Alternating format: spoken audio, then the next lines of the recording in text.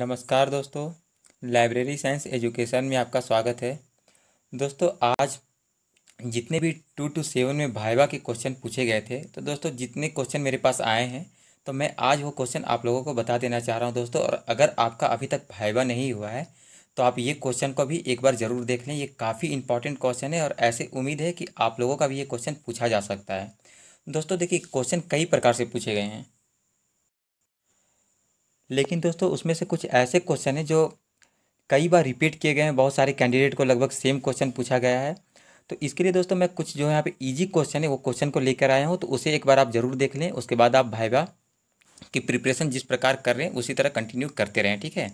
तो चलिए हम लोग एक एक करके डिस्कस करते हैं। पहले देख लेते हैं आज क्या क्या क्वेश्चन पूछा गया था। ठीक है। ठीक है दोस्तों, जितने भी डिस्क्रिप्शन दिए गए हैं और उसका MARC यानी मार्क 21 का टैग नंबर पूछा गया है। दोस्तों आपको पता ही होगा कि टैग काफ़ी इंपॉर्टेंट है, क्योंकि इस बार बहुत सारे स्टूडेंट से टैग नंबर पूछा जा रहा है। ठीक है, तो आज जो टैग नंबर पूछा गया था वो देखिए। सबसे पहले नेशनल बिब्लियोग्राफी नंबर, इसका टैग नंबर क्या होता है? ये 015 यानी 15 होती है। ठीक है। ISBN, तो दोस्तों यहाँ पे ISBN का फुल फॉर्म भी आपको जानना है, क्योंकि इसके बारे में भी पूछी जा सकती है। तो ISBN का फुल फॉर्म होता है इंटरनेशनल स्टैंडर्ड बुक नंबर। ठीक है, इसका टैग नंबर 20 होता है, 2020। ठीक है। ISSN, ठीक है दोस्तों, इसका फुल फॉर्म भी पूछा गया था, तो इसका पहले टैग देख लेते हैं। टैग 022 यानी 22 होती है। ठीक है, देखिए ISSN का फुल फॉर्म क्या होता है? International standard serial number. ठीक है, क्योंकि ये क्वेश्चन भी पूछा गया था कि इसका फुल फॉर्म क्या होता है।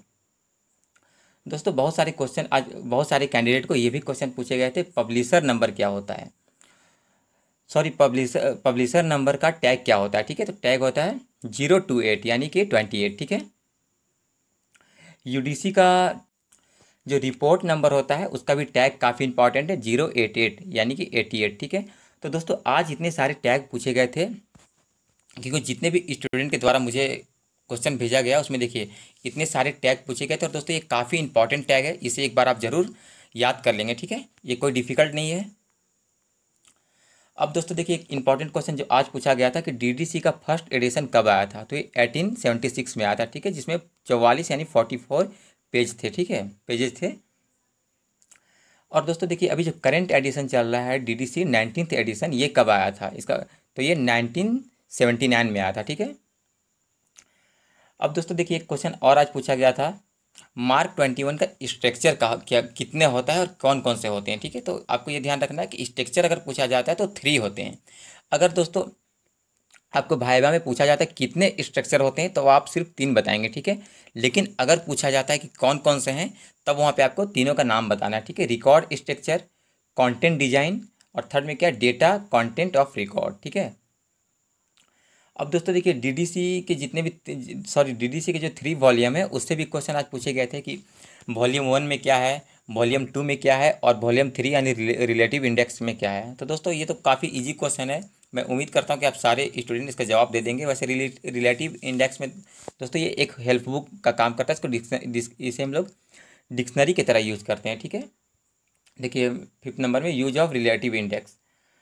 दोस्तों इतने सारे क्वेश्चन के अलावे जो आपको जो मेन क्लास है तो उसे आपको याद रखना है, उसमें आप कोई कंप्रोमाइज़ नहीं करेंगे, बिल्कुल आप उसे अच्छी तरह से याद कर लें, क्योंकि दोस्तों वहाँ पे सडनली क्वेश्चन पूछा जा सकता है। जैसे देखिए, आज एक स्टूडेंट को पूछा गया था कि 700 ये किसका मेन क्लास है?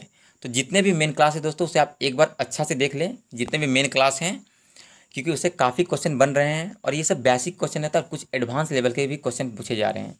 एडवांस लेवल क्वेश्चन में किस प्रकार के क्वेश्चन है कि जो भी कैटलॉग होता है उस कैटलॉग के बारे में आपको कंप्लीट जानकारी होनी चाहिए, कि कहाँ पे फिजिकल डिस्क्रिप्शन लिखा जाता है, कहाँ पे टाइटल लिखा जाता है, टाइटल लिखने का प्रोसेस क्या होता है। तो ये दोस्तों आप इग्नू के बुक में कंप्लीट पढ़ाई कर लें।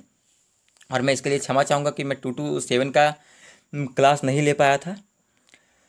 कारण क्या है दोस्तों, मैं तो पहले ही बता चुका था कि मैं इस मंथ के 1 तारीख से काफ़ी बिजी था, लेकिन चलिए अब बिजी शेड्यूल समाप्त हो गया और आप लोगों का एग्ज़ाम भी मुझे दोस्तों मैंने क्वेश्चन भी देखा, क्वेश्चन भी काफ़ी हाई लेवल के क्वेश्चन इस बार पूछे गए हैं। और क्वेश्चन आप देखेंगे, अगर आप JRF के क्वेश्चन तो डायरेक्ट वहाँ से भी क्वेश्चन, सॉरी यूजीसी नेट के अगर आप क्वेश्चन देखेंगे जो कि मैं पीडीएफ सेंड भी कर चुका था, तो वहाँ से डायरेक्ट क्वेश्चन पूछे गए हैं, एज इट इज क्वेश्चन को कॉपी करके पेस्ट किया गया है। ठीक है, तो इसलिए आप लोगों को टेंशन लेने की आवश्यकता नहीं है। ये आप लोगों का टैलेंट का एग्ज़ाम नहीं बल्कि आप लोगों का लक का एग्ज़ाम लिया गया है। ठीक है, तो इसलिए आपको डीमोटिवेट बिल्कुल नहीं होना है।